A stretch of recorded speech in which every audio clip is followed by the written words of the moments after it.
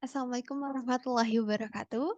Saya Saidah Fatimah Zahra dengan NIM 200102538 izin mempresentasikan proposal penelitian yang berjudul Pengaruh Metode Silabik terhadap Kemampuan Membaca Menulis Permulaan pada Siswa Sekolah Dasar.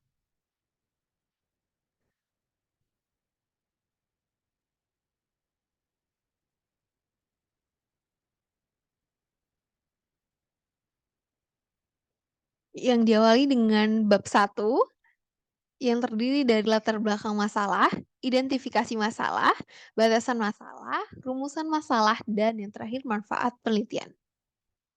Latar belakang masalah penelitian ini dilatar belakangi karena adanya rendahnya tingkat literasi di Indonesia, kemampuan membaca dan menulis permulaan siswa di sekolah dasar yang masih belum maksimal, banyaknya hambatan yang dialami siswa ketika tidak mempunyai kemampuan baca dan menulis permulaan di sekolah dasar.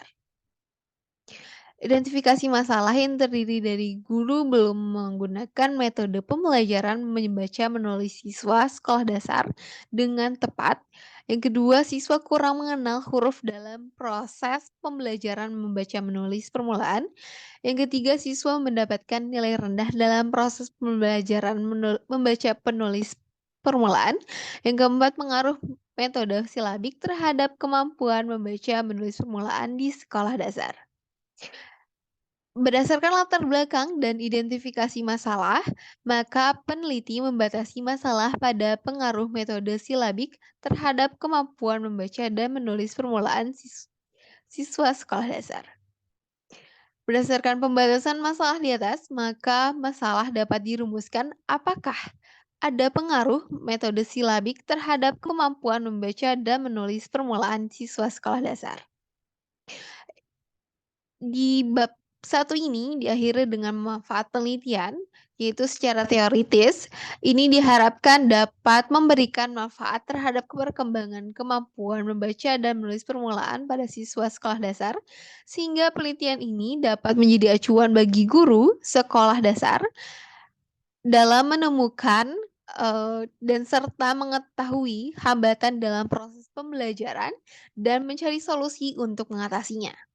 Secara praktis, bagi guru, memahami pentingnya pemilihan sebuah metode pembelajaran untuk memberikan pengaruh terhadap kemampuan membaca dan menulis permulaan. Bagi sekolah, penelitian ini diharapkan dapat memberi dampak positif maksudnya, bagi sekolah untuk meningkatkan kinerja guru, kualitas dalam proses pembelajaran, kualitas sekolah, dan mutu sekolah. Dan bagi peneliti, sebagai inspirasi untuk mengembangkan penelitian berkenaan dengan metode pembelajaran yang dapat mengoptimalkan kemampuan anak dalam meningkatkan membaca dan menulis permulaan. Selanjutnya ada bab 2 yaitu kajian teoritis. Kajian teoritis ini terdiri dari deskripsi teori, penelitian yang relevan, kerangka berpikir, dan hipotesis penelitian. Yang pertama dari deskripsi teori ini ada variabel bebas. Variabel bebas ini yaitu ada pembelajaran membaca dan menulis. Pembelajaran membaca dan menulis permulaan adalah bagian dari pembelajaran keterampilan berbahasa sebagai landasan utama bagi kompetensi, kepribadian, intelektual, spiritual, sosial, dan karya siswa. Kutipan ini dikutip dari Muhyiddin et al. Pada tahun 2018. Yang kedua ada variabel bebas, yaitu pada membaca masih membaca penulis permulaan, yaitu dikutip dari tulisan dari Widya Ningrum dan Hasanuddin. Pada tahap permulaan, kemampuan membaca melatih siswa agar dapat melek huruf. Makna melek huruf yang dimaksud adalah anak dapat melafalkan dan mengubah lambang-lambang secara tertulis menjadi bunyi-bunyi yang bermakna. Di sisi lain, Puspitasari menjelaskan bahwa menulis merupakan suatu bentuk komunikasi berupa tulisan, sedangkan keterampilan menulis adalah membantu proses merangkai, menyusun, dan mencatat hasil pikiran seseorang dalam bahasa tulis. Di samping variabel bebas, ada variabel terikat. Di variabel terikat ini yaitu metode suku kata. Metode suku kata ada pendapatnya dari Depdikbud dalam Sustiorini, yaitu pengajarannya menyajikan kata-kata yang sudah dirangkai menjadi suku kata, kemudian dirangkai menjadi kata, dan kata tersebut dirangkai menjadi kalimat. Yang selanjutnya ada penelitian relevan yang dikutip dari Hafisa dan Yuliandri Putra. Di hasil penelitian ini menunjukkan dengan metode suku kata menggunakan media kartu huruf dapat mempengaruhi kemampuan membaca siswa. Metode suku kata menggunakan media kartu huruf terbukti cukup efektif dan memiliki pengaruh terhadap kemampuan membaca siswa SD Muhammadiyah Majaran, Kabupaten Sorong. Hal ini dibuktikan dengan hasil penghitungan yang diperoleh nilai efektivitas sebesar 56,58 dan nilai ini terletak antara rentang nilai 56 sampai 75. Berdasarkan kategori tafsiran efektivitas N-gain, nilai yang terletak antara rentang 56 sampai 75 termasuk dalam kategori cukup efektif. Selanjutnya pada penelitian yang relevan yaitu yang ditulis oleh Prawiyogi.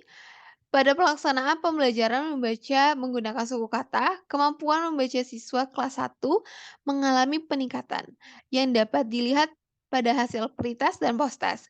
Sebelum menggunakan metode suku kata, kemampuan membaca permulaan siswa kelas 1 mendapat rata-rata nilai 47,60, sedangkan setelah mendapat perlakuan menggunakan metode suku kata, rata-rata nilai mencapai 75,86.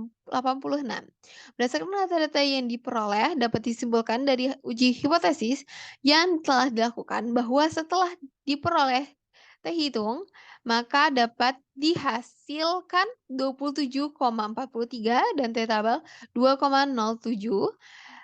Penerapan metode suku kata pada keterampilan membaca awal, maka diperoleh T hitung lebih besar daripada T tabel atau dalam, kita baca yaitu 27,43 lebih besar 2,07. Oleh karena itu, H0 ditolak dan HA diterima artinya penerapan metode suku kata pada keterampilan membaca awal siswa kelas 1 SDN Talagasari 2 berpengaruh. Yang selanjutnya ada kerangka berpikir. Pada kerangka berpikir ini yaitu variabel X1 yaitu kemampuan membaca permulaan dan variabel X2 yaitu kemampuan menulis permulaan. Dua kemampuan ini saling berpengaruh dan saling terikat dan dua kemampuan ini dipengaruhi oleh variabel Y yaitu variabel terikat atau yang disebut dengan metode silabik.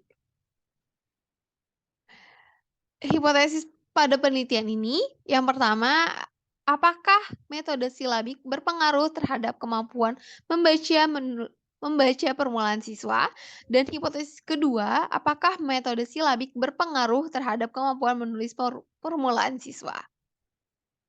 Yang pada bab ketiga, yaitu metode penelitian, terdiri dari tujuan penelitian, tempat dan waktu penelitian, metode penelitian, populasi dan sampel penelitian, rancangan pelakuan, teknik pengumpulan data, teknik analisis data, dan yang terakhir hipotesis statistika.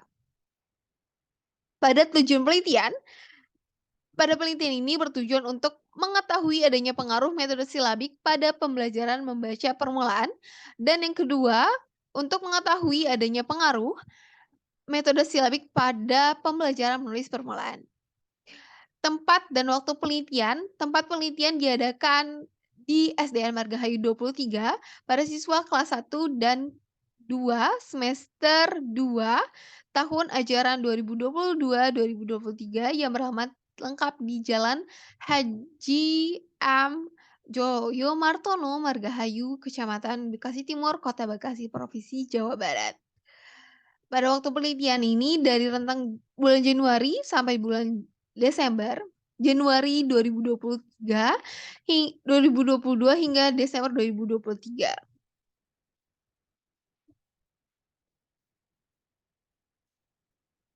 Pada selanjutnya ada metode penelitian. Jenis penelitian ini termasuk penelitian kuantitatif, menggunakan desain penelitian kuasi eksperimen dan, pada teknik pengumpulan datanya yaitu non-equivalent control group design. Pada populasi dan sampel penelitian, populasi pada penelitian ini adalah siswa kelas 1 SDN Margahayu 23 yang masing-masing terdiri dari kelas 1A 28 siswa dan kelas 1B 28 siswa. Jadi, populasi dalam penelitian ini berjumlah sebanyak 56 siswa. Kemudian sampel, teknik pengambilan sampel yang digunakan dalam penelitian ini adalah purposive sampling atau sampel bertujuan. Pengambilan sampel berdasarkan pertimbangan dan kebutuhan tertentu, yang dikutip oleh Arkunto dalam Rosdianto.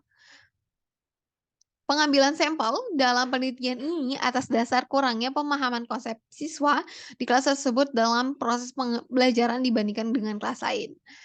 Yaitu pada kelas 1A, populasinya sebanyak 28, yang diambil yaitu 10, dan begitu juga dengan kelas 1B, populasinya sebanyak 28 siswa, yang diambil sebanyak 10 sampel.